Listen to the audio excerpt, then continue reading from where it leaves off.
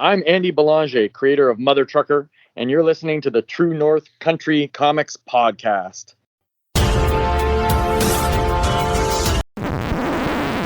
I'm the animal Bob Anger, creator of Mother Trucker, and you're listening to the True North Country Comics Podcast. Because the animal said so.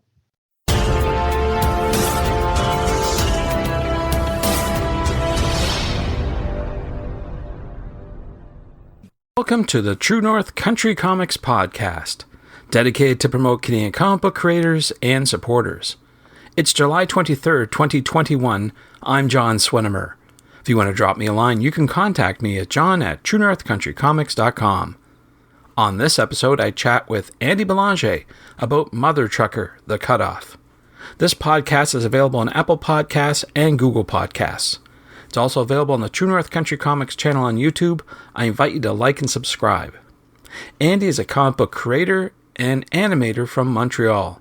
He's worked on Swamp Thing for DC, Southern Cross for Image, Pound for TKO, WWE Comics for Boom, Vampirella for Dynamite, Mythopia for Heavy Metal, as well as Ubisoft and Behavior. In addition, Andy is a professional wrestler at IWS and XZW as the Animal Bob Anger. Mother Trucker is the lead character in a sci-fi saga about a space trucking badass wrestle goddess who's on a quest to find her long-lost daughter and become the greatest trucker of all time and the champion of Truck-Off, the WrestleMania of the Starways. Mother Trucker The Cutoff is described as follows. Faced with a newfound fame as a killer upstart in the Outer Rim trucking sector, Mother Trucker and her pup Trucky are in bad need of some repairs. They crash land on an infamous floating truck stop, Big Mama Burgers, where she's faced with some gnarly characters from her past and the devastating tag team of Tina Torque and Debbie Deathhall. It's ladies' night in the 18-wheeled squared circle. Will Mother Trucker come out on top? And so, without further ado, here's my chat with Andy Belanger about Mother Trucker, The Cutoff. So, Andy Belanger, thank you very much for taking time to chat with me. Oh, well, thank you. Thank you so much, sir. That's amazing.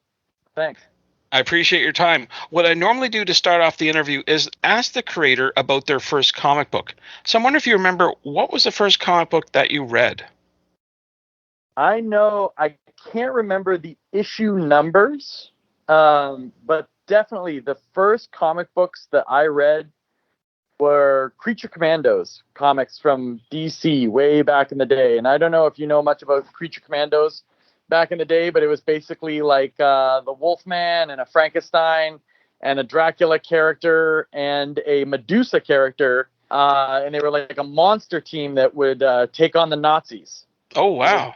Yeah, it was a big comic that was in the 70s and early 80s. And they've tried to revamp it a few times. I think they tried in the 90s kind of unsuccessfully. But it was a really cool run of comic books that I was obsessed with as a kid. I was always obsessed with monster comics. And anything from EC horror, sort of like creepy, Tomb of Dracula, Werewolf by Night, anything that had monster comics in it, I was obsessed with because my father at the time used to take me to a secondhand bookstore and they had a wall, just this gigantic wall of comic books outside of the bags and boards. That wasn't even a thing yet.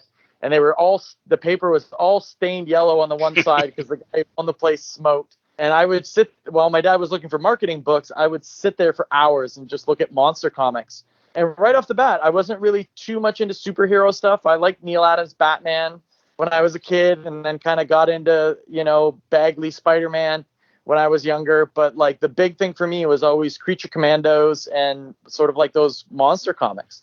Cool. That's great. Yeah. Fantastic. So that being said, I'm wondering who or what inspires you today? I think my first real big influence when I was making comic books was Jack Davis and his work with EC. But like today, I'm really into this book by the guy who did Berserk called Gigantomaxia, and it's a wrestling comic that he did. He only did one volume of it. I'm super into it. I'm forgetting his name. I literally climbed a mountain today. No, man. Yeah. Yeah, the guy who did Berserk, I'm really into his books right now. And, I worship the sort of my sort of like holy trinity is, Mobius at the top, and then Jack Kirby and Otomo are sort of like the guys I look at every single day. Religiously, I look at their work, and I'm obsessed with those three creators. That's great stuff, for sure, for sure. So we're here talking about your latest work, Mother Trucker, The Cutoff. So Yeah. For those not familiar with the story, I wonder if you could explain a little bit what it's about and maybe what inspired you to create this story. Mother Trucker is, what could I call her? She's a sort of like a She-Hulk, Wonder Woman style character, and her whole deal is she's trying to become the champion of truck off. And in the universe that I have, sort of like the TV show Ice Trucking. It's like Ice Trucking meets WWF, WWE, and that's sort of like the entertainment in the galaxy. And her ex-husband was a guy named Big Rig Riggins, and he body slammed Gigantruck, who was a bit like Andre the Giant, and blew up Houston. And she kind of got blown up in this thing, and she's been sort of like genetically re-put together and has no idea about her past. And all she knows is when she woke up, she's trying to get her truck back that she had before the explosion. And she doesn't really know why she wants it. She's just obsessed with getting this truck back and becoming the champion of truck off in this universe. So it's very much like a Barbarella, on steroids. Is sort of like, yeah, the book that I'm making right now. It's the most fun thing ever. Yeah. Cool. Now, yeah. I was reading your bio, and it says that you've had a very busy career as an animator, an illustrator, and then you decided to enter the wrestling ring and take on this role of the Animal Man Bob Anger. So I'm wondering, was that the inspiration for Mother Trucker? Yeah, completely. So I got into wrestling to create the greatest sort of like wrestling comic ever. I want to, almost like you hear about actors becoming sous chefs or musicians, or they decide to like do the job of the role that they're going into. That was my idea behind getting into becoming a wrestler. When I moved to Montreal in 2012, indie wrestling in Montreal is as big as any sport you can imagine. There's like 12 feds here. Indie wrestling is gigantic. Montreal is a wrestling town.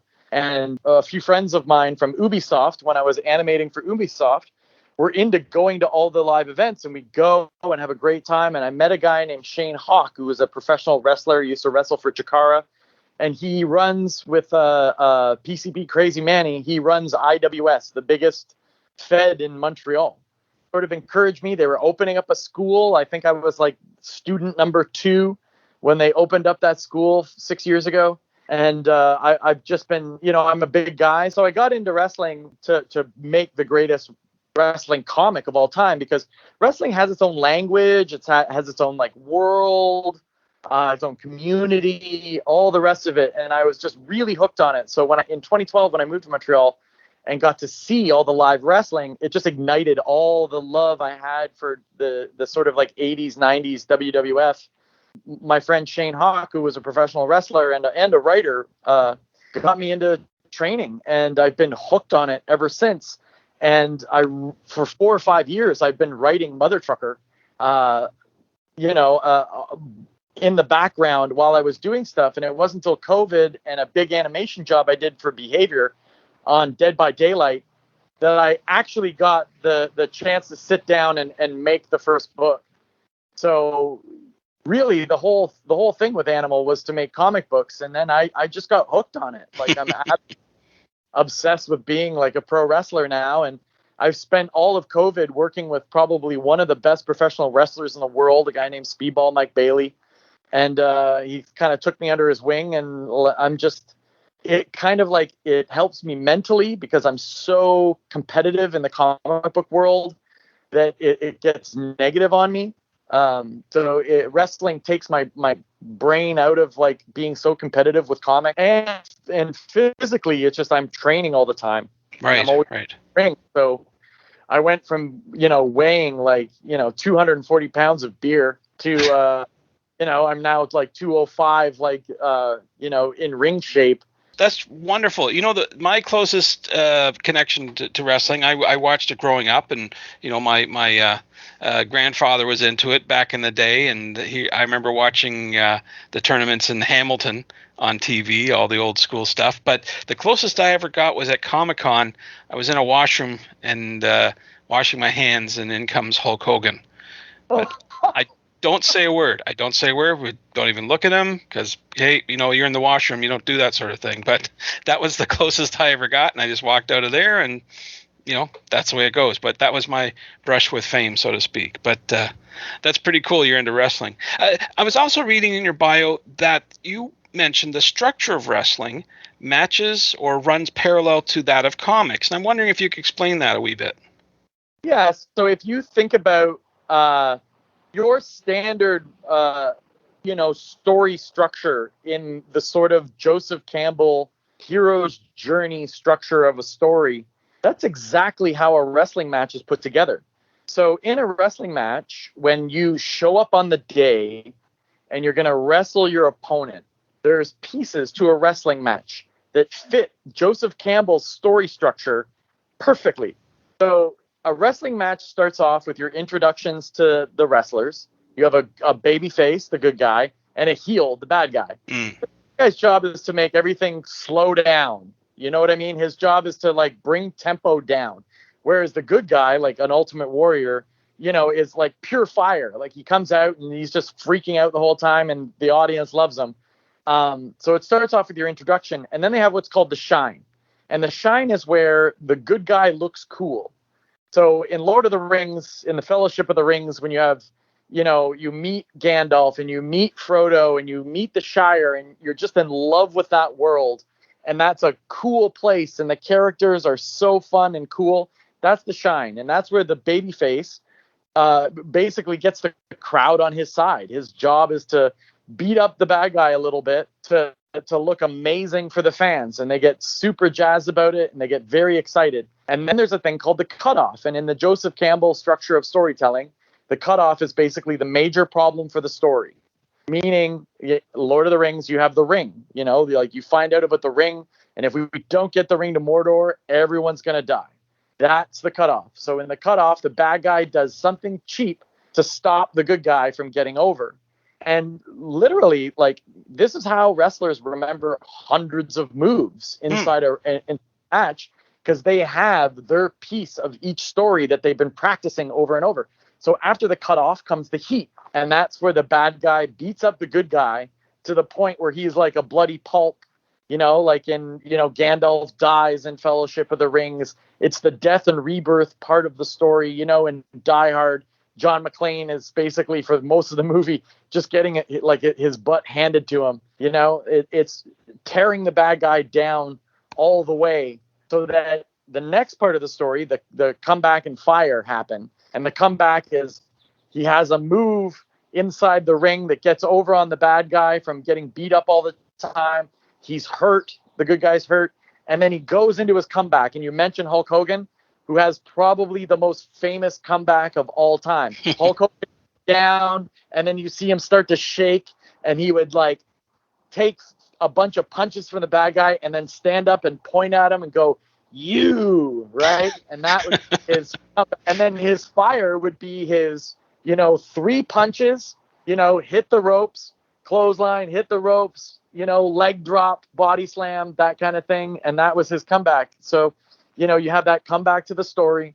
And then after that, we have what's called falsies in a wrestling match, where the bad guy will then come back, give me a move to pin the good guy. You think the bad guy's going to win now. Good guy jumps out, gives him a move, pins him. It doesn't work. And then they go into the finish of the story, which is the big battle. And they have a bunch of moves, and the story ends. And really, comic books and story structure work exactly like a wrestling match. Right? So yep. Let's take the Shine, for example. When I go into a Shine, the bad guy takes me to the ropes. He gives me a cheap shot. I come off. I bite his hand. I throw a clothesline. He ducks it. He grabs my waist. I grab his foot. He kicks my butt into the ropes. He drops down. I jump over, hit the ropes, come back. He does a leapfrog over me. I give him what's called an Alita, where I grab his arm and chuck him across the ring, get up, clothesline, top rope, hit him with a splash, 1, 2, he kicks out, right? Like every wrestler has his little piece of that. And it's the same with story structure inside comic books, right? You have these story structures inside each issue, or they should, right? And that's the real comparison. There's really not much difference between wrestling and comic books besides the physicality, and there's a wrestling ring involved. And you'd be amazed. I pitched Mother Trucker to all kinds of people, and Mark Doyle at DC was actually asking me to pitch for Black Label, and I pitched him Mother Trucker, and I pitched Eric Stevenson at Image, and as soon as you say wrestling, they're just out. Oh. But really, the comparison to wrestling and comics, I really don't see a lot of difference. You have characters and tights, and I have other comic creators that are, they say, like, why are you into this wrestling stuff? You're like, well, you draw Batman, it's the same thing. Right. There's no difference besides a ring. The location is always the same to an extent. That's the only difference. Sure. Really, any difference between wrestling and comics at this point in my career.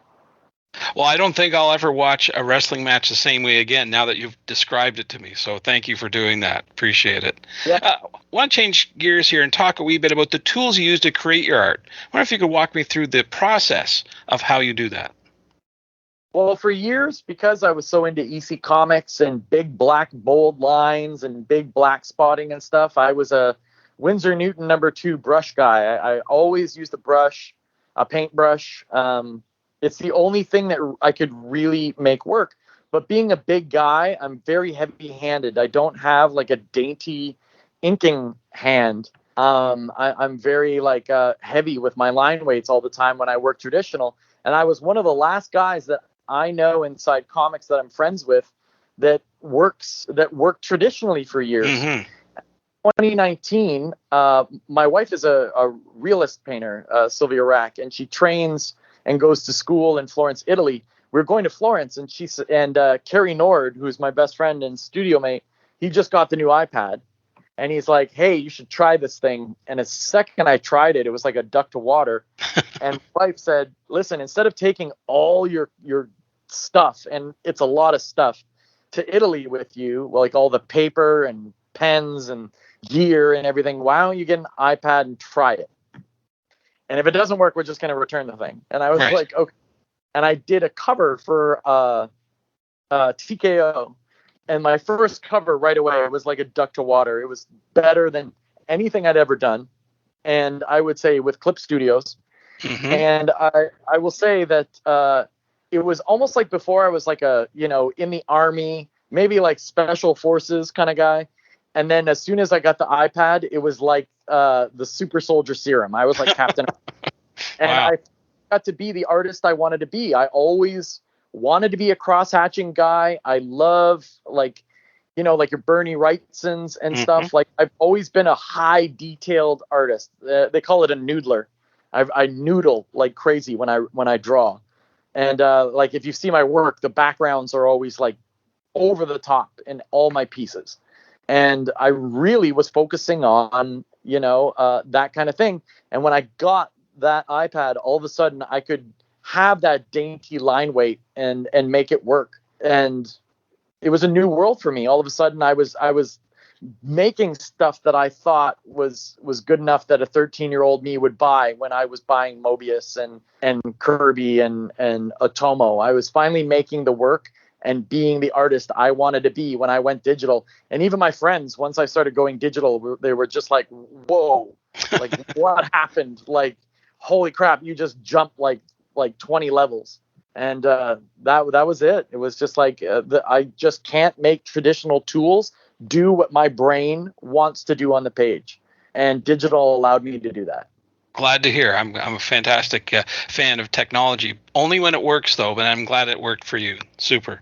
Want to also ask you, I'm sure that when you go to conventions and festivals, you get many people that come up to you asking for advice. But I'm wondering, is there one piece of advice you pass along to someone who wants to make their own comic book? It's a funny thing because it's two-pronged. Maybe three. The first I'll go through the things that I would say, but the big thing is like learning to draw. Number one, every comic book artist that's brand new, they're focused on drawing superheroes. They want to draw the body, they want to draw the character, they want to draw them in panels doing crazy things. They never have background, and they're not there yet. But really, the job of a comic book artist is like, you have to draw the desk, you have to draw the cars, you have to draw the trees, you have to draw a million things besides just the character that you're drawing. So a real focus on learning to just draw from life is the biggest one. You got to be really good at drawing everything and find joy and excitement. You got to get excited about drawing everything. Like, get excited about drawing trees, get excited about drawing cars, get excited about drawing architecture, because you're going to have to do a ton of it.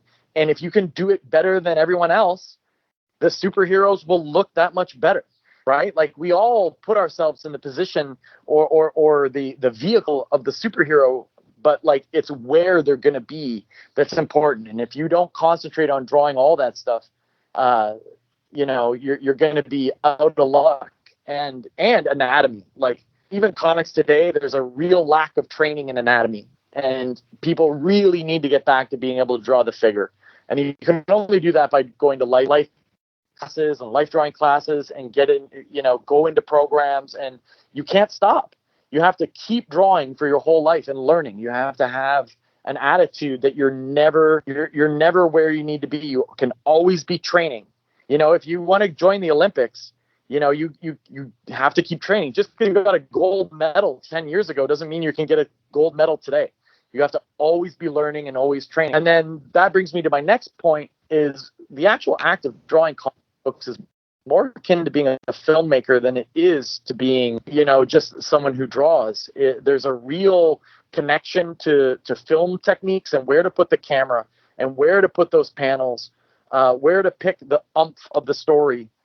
Putting together layouts on a page is a crazy art form unto itself.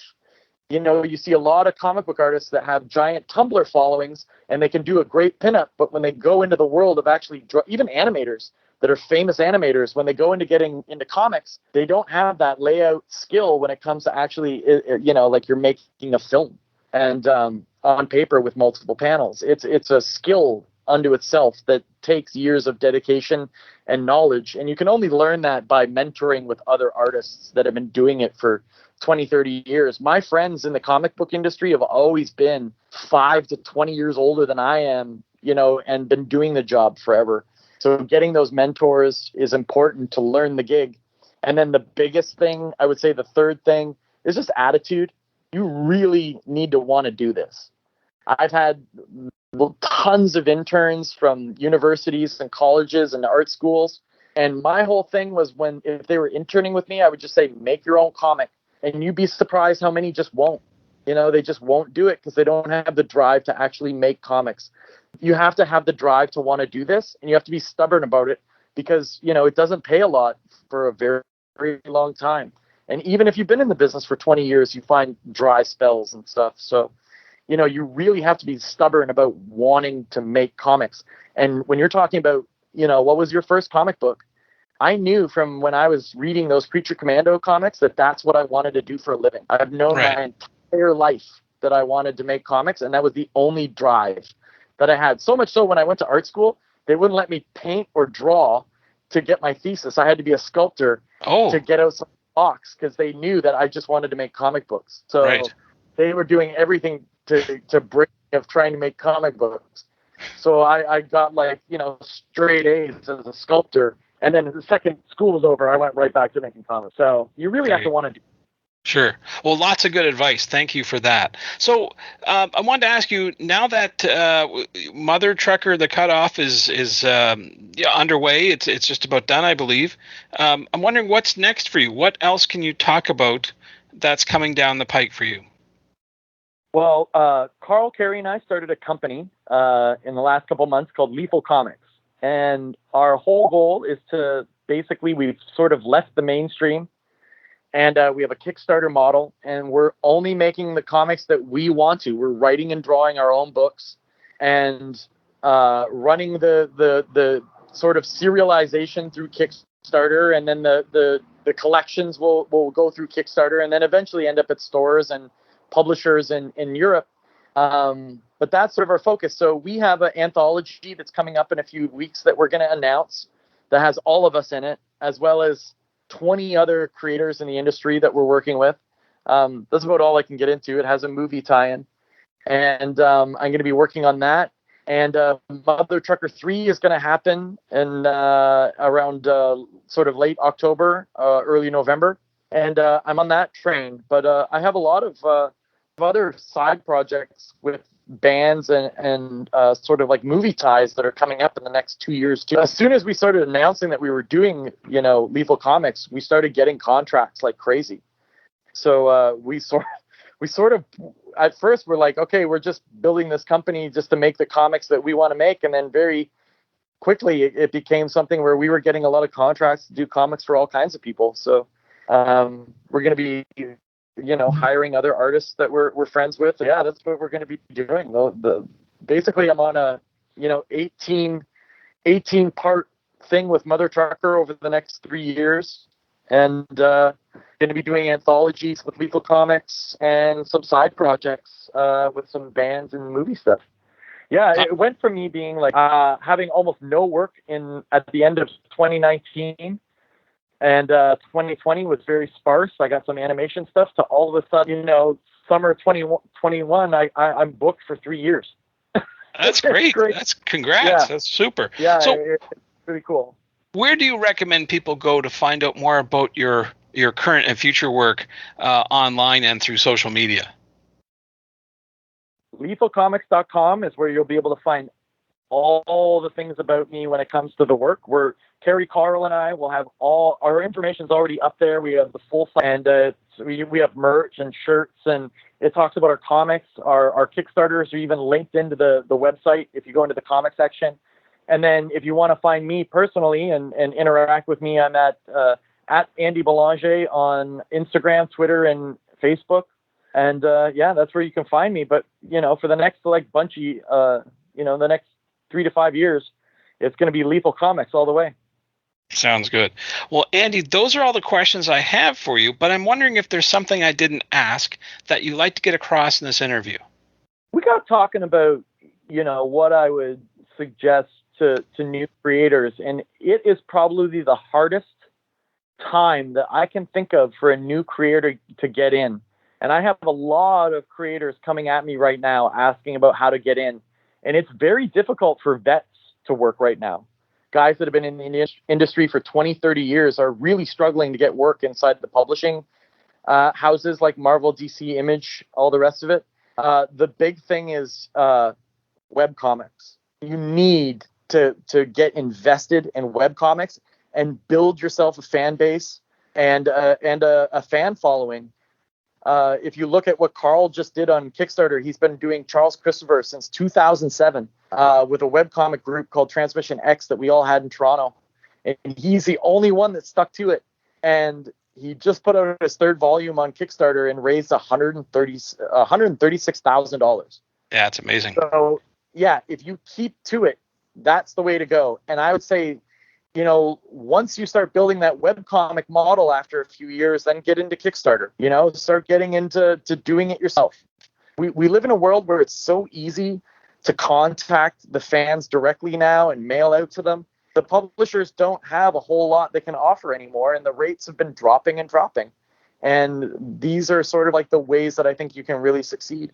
And other than that, I really hope people dig Mother Trucker. It's a passion project that I've been working on for 5-6 years. I literally became a wrestler to make this comic, and I think all the love in the world shows in this book. It's easily my best work, and it's super fun, and I'm helping my friends put out their stuff as well. I think you're going to see some really cool stuff, and the responses from fans have just been fantastic.